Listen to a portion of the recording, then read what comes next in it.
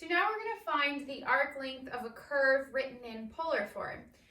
So that means we have our variable is theta and angle,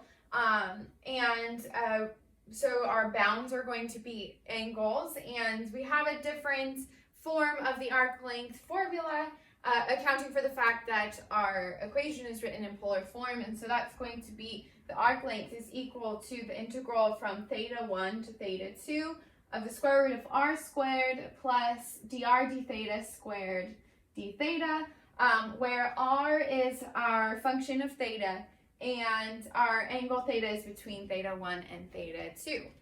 So for this one, we've been given r is equal to theta squared, so that's our function of theta. It's just that we're multiplying the angle by itself.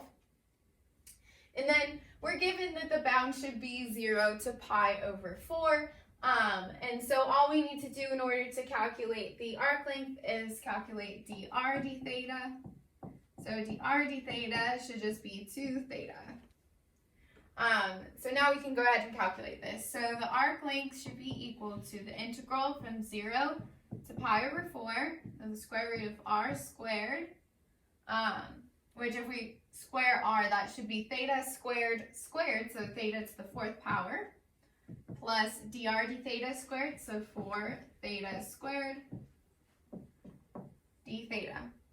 And so now all we have to do is play around with some algebra in order to integrate this. I think we're going to end up using substitution. So this should be equal to the integral from 0 to 4 pi. We can pull out a theta squared times theta squared plus 4 d theta. And then we can take the square root of this, and so we have the integral from 0 to 4 pi of theta times the square root of theta squared plus 4 d theta. And now we can use substitution. So I'm going to let u equal theta squared plus 4. So then my du will be 2 theta d theta. And we'll substitute that in. Since we're changing variables, we need to change bounds. And so my bottom bound becomes 4, and my top bound becomes 8 pi squared plus 4. And then we have 1/2 out in front, and we have u to the 1/2 du.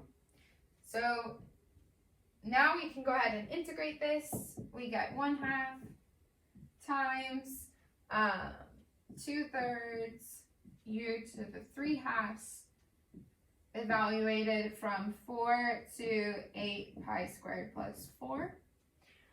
And these twos are going to cancel, and we got 1/3 times 8 pi squared plus 4 to the 3/2 minus 4 to the 3/2. And I'm sure we could simplify that more, but I'm not going to bother to do that here.